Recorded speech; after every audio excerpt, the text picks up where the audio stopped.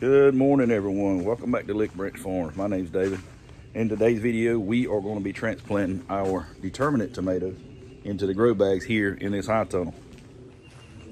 But before we get into that, guys, I wanted to give everybody a little bit of a background, a little bit of context on our farm and what we do.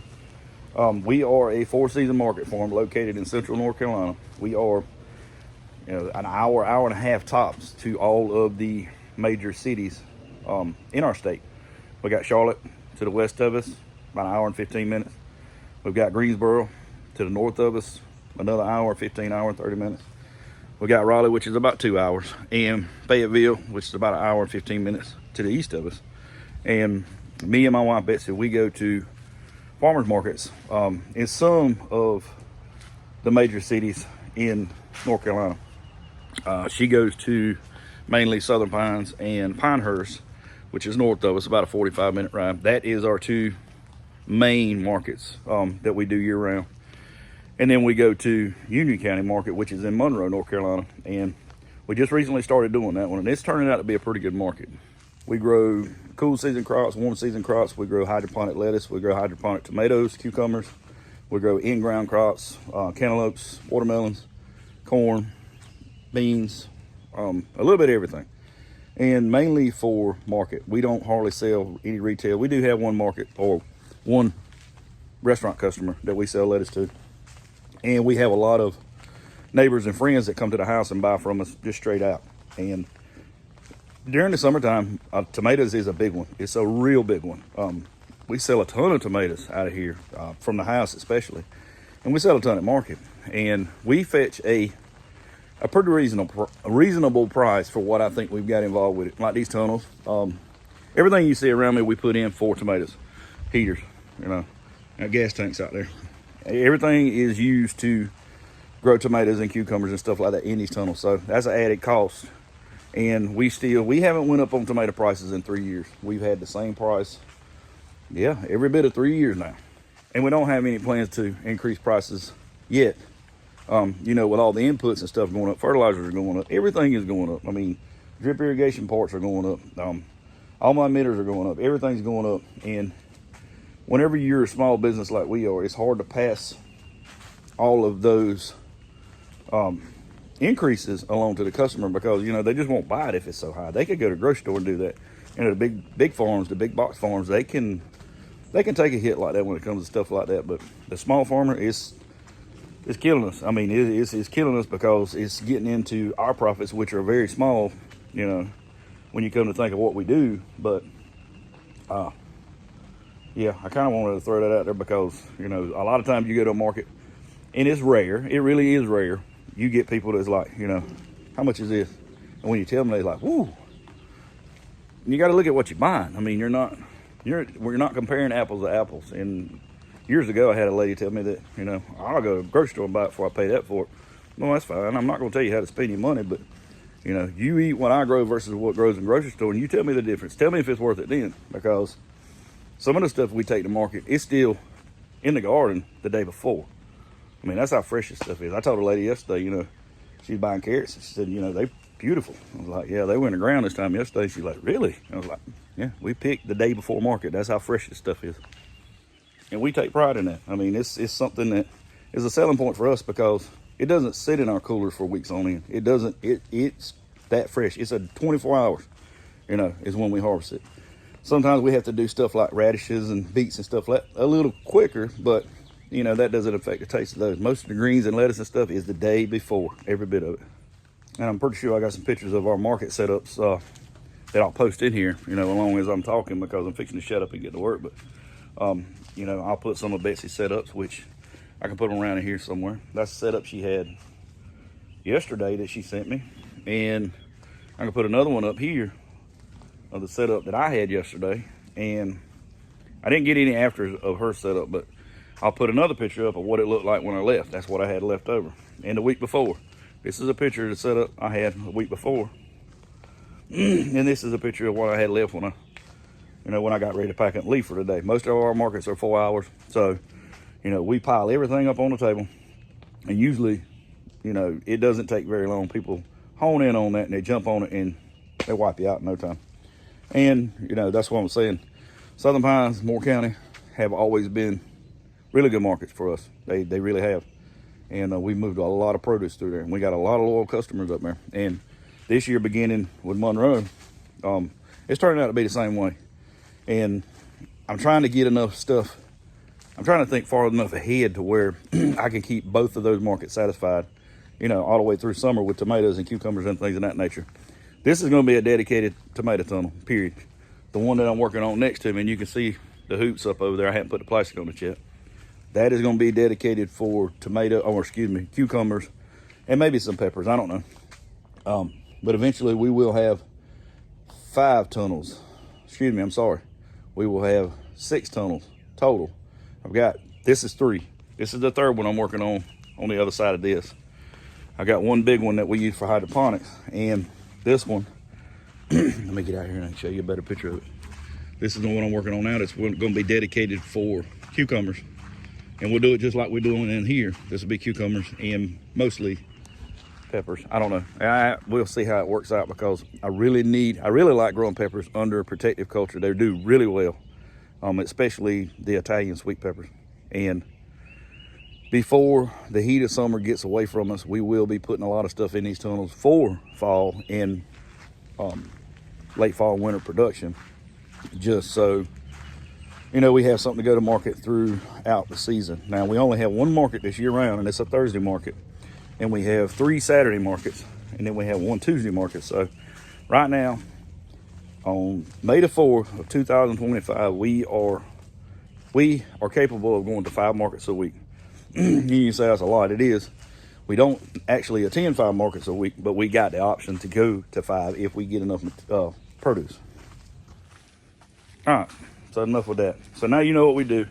Hope you'll consider reaching over here in this right hand corner and subscribing and following along with our channel, because you know, this season I think is going to be the season that we kind of go above and beyond where we have been past 2 or 3 years. We kind of been on the same level, and we want to increase that production to where we can step out into different ventures, you know, more restaurant sales, things of that nature. And I'll take you over in a little bit when I get done with these tomatoes, and I'll show you the lettuce we got in this other tunnel. And you tell me if you see anything like this in grocery stores, and if it's worth, you know, what we ask for, which is not expensive, but you can't buy some of the stuff that we grow in your regular grocery store. You've got to buy it from a farmer. There's no getting around it. All right, so on to tomatoes. So BHN 589s. It's a hybrid. It is a determinate. It's going to get probably yay high. 5.5 feet, 5.5 feet, but it's a real tall, heavy plant. Last year before last, can't remember which, I grew this variety in the other tunnel when I was still growing in the ground, and it actually got so heavy at the top, it broke the strings. And I use baling twine. I don't use tomato twine, I use baling twine. It got so many tomatoes on it, it broke the top strings, and everything landed in the floor, which I couldn't move it, so I had to leave it there and grow them out. And it did, it grew out the tomatoes. And we had a huge crop. So it is a determinate variety. It's going to get so tall, and it's going to put on so many tomatoes, and then it's going to quit. But the thing about this one is it spreads them out over like a 3-week period. So you will get a big flush of fruit come on. A few will start getting ripe, and then all of them will start getting ripe. But they'll hold on that plant. That's the good thing about this one. It'll hold on that plant. It won't split, won't bust, won't pop, won't crack.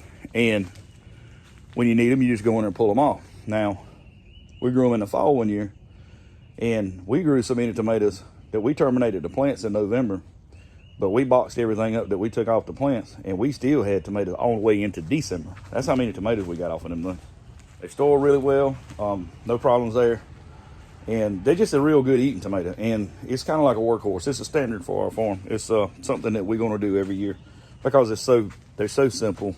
You put them in, you make sure they got irrigation, you make sure they got fertilizer, and they do what they do. You don't have to worry with them. Looking back now, I wish I had started the year off with these, because I would not be in a position I am right now. I don't have tomatoes right now. I did have tomatoes in here, indeterminate varieties, and they just really didn't. I wasn't really happy with them. They just didn't do what I thought they should have done, and I won't make that mistake again. I'm going to stick to what I know. I know these guys. I know what they do, and we're going to get started on this thing. So what we got is grow bags. These are Millennium Core. It's a cocoa core peat / media inside of it. You can see I've already cut these open, and it's kind of, I mean, it's loose. It's not packed. It's not compressed. But when you get it, it's flat as a pancake now, and it's compressed pretty tight. So what we're going to do is go down through here, and we're going to put 3 plants in each one of these. Now this is tomatoes. They were started in Oasis cubes. Let's see if I can get it out without breaking it. We're started in Oasis, and they got good roots on them. You can see that. And these plants are pretty rigid. I mean, I was worried about when I put them in here, them wanting to topple over, but I don't think that's going to be the case. And see, what you want to do is we're going to get all the roots in. Y'all hold up a minute. Let me set this camera up. All right, so what we're going to do is fluff this up a little bit, make it pretty easy for them roots to get down through there. We're going to put that thing in there. We're going to twist it and make it stake out. That's when them plants are that tall when I put it in there. But I'm going to go through and clean up the bottom while I'm doing this. Don't need to prune them much. And that's it. So when we get ready to trellis these guys, which we won't trellis vertical, we'll trellis across. We got to put a T-post in, or got to put an anchor in down here. And then in between each bag, you can see I left a gap. That's where these three-quarter rods go in between each one. And we're gonna do the Florida weave with 3 plants in between each pole, and that should hold it. And I learned to use wood, to use metal, because these things are going to get heavy. They'll break them. And I've had them break in the field before, not with these tomatoes, but I've had them break in the field before with other tomatoes, and kind of steered me clear of that. I don't want to make that mistake again, because you get all your tomato plants on the ground, it's not good. I mean, they'll get disease real quick.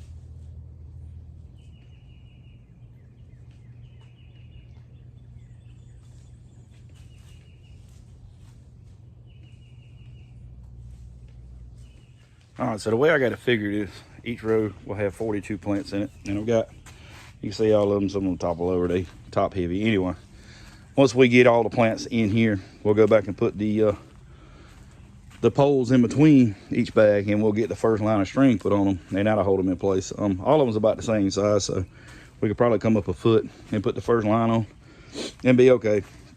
But the plants look good. They're really healthy. They're pretty rigid, and they have been actually being fertilized with triple 20.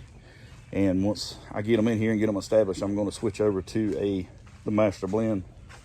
Formula was a 4-1838, and I'll put half dose of calcium nitrate with it, which I usually use 1-to-1, which is 1 cup of 4-1838 to 1 cup of calcium nitrate, which 1500 in equal parts. And when I mix my nutrients up, I try to keep an EC around 2 to 2.5. And I'm kind of ease into this with these guys here, because what I don't want to see is a lot of vegetation growth really quick.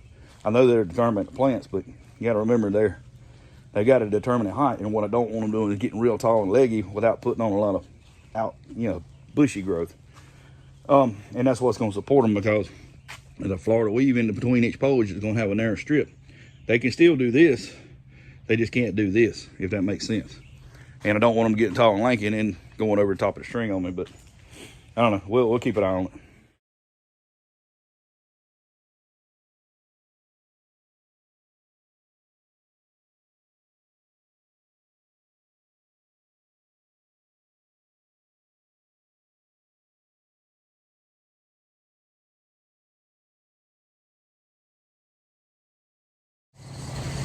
All right, guys, let me put the fan off so you can hear me.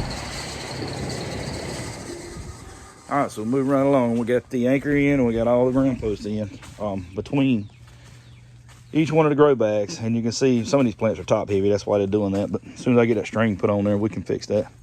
But yeah, pretty much got all of them in. Got all the drip in. Got a lazy cat.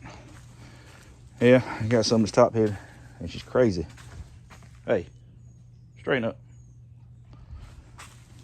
Anyway, going to get the string put on. I think we're going to be able to put 2 strings on. It looks like we got enough room. I'm going to go kind of low to the base, right above where you see the drip spike going in, and then I'll come up about midways of that. And that should be enough to hold it for a week or 2. Normally, during the growing season, when they're really growing, putting on a lot of new growth, you'll do this about once a week, maybe twice. Depends on how fast they're growing, but we're going to try to get all 3 of these rows done today. That way I can go ahead and get these guys on a schedule. I can get the nutrients put in a tank and go ahead and give them the first real dose of the nutrient solution that they're going to get 3 times a day: 9 o'clock, noon, and 3 o'clock. That's normally the schedule that I keep. And the time will vary. When it's hot, really hot, you know, we may have to up that to about 4 to 6 times a day. Who knows? I mean, we'll watch the plants and we'll let them tell us what they need. But remember, these are determinants. We're going to put these in. We're going to feed them for 70, 75 days. We're going to pull the tomatoes off, and then we're going to replant these. We're going to pull everything out that you see except for the drip emitters. Pull the bags, pull the plants, pull the blocks, put new bags in, and start over again. All right, so I think we are going to go ahead and put a second string on. We'll catch it kind of right up in here, and that should be good for a while until we get some new growth on it. It's going to start bushing out. So now that it's kind of open, you'll see the branches start getting thicker, the leaves will start getting bigger, and it'll start filling up these holes in here, and that's going to help support it also. You won't have to worry about it leaning back and forth. They'll push on one another and keep themselves upright. And I was looking, in some of these, I've already got buds on them to where they're going to have blooms on them probably this week. If we get some sunny weather, we should see a whole lot of yellow on these things next week. All right, that's it, guys. I got the second string on it and got everything kind of stood up to where when it does grab hold, it won't be in a bind or anything like that. So it'll take these guys a couple of days, but eventually we'll see them straighten up, and you'll see them start getting thick, putting on new growth. And we are going to start them off with a 4-18-38. I may do a half dose of calcium nitrate just to, you know, kind of green them up and give them a little bit of oomph to grow some more green on it. But basically we want to put these guys into fruit mode, and since they've got buds on them already, not quite bloomed, but won't be long, you know, they're going to need that that high potassium and that high phosphorus to make lots of big fruits. All right, so I got a lot of tomatoes to put in today. I'm gonna try to get these other 2 rows done, and remember, we're going to do the exact same thing on this row. Exactly what we did there, we're going to do it in this row. But then we're going to put indeterminates in this row here, the cherry tomatoes, and we won't need trellising. We're going to hang them off of these tomahawks you see here. They're going to be supported by these rings so we can lower and lean these guys. That's what this rod is here.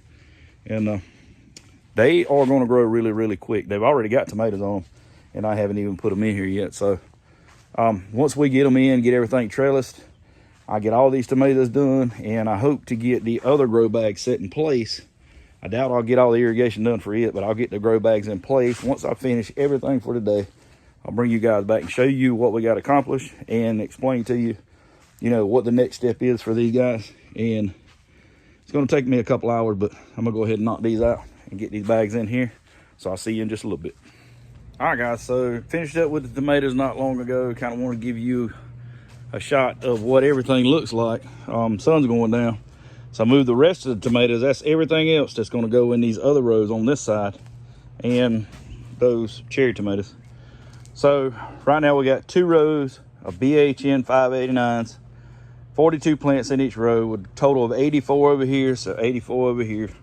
And then we're going to have, well, it's a little more than half a row of Sakuras, and then about the last, I don't know, 8 or 10 plants, those are sun gold. So the whole, or the other row of indeterminates that will go down this rod will be sun golds. And I'm gonna get some more seeds and get some more Sakura started, and that way I can get some maybe in this tunnel next to me over here when we get ready to start putting plants in there.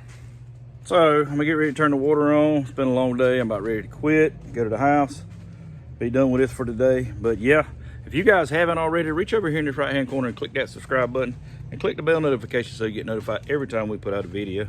As always, guys, we appreciate you stopping by. We thank you for watching, and we'll see you on the next one.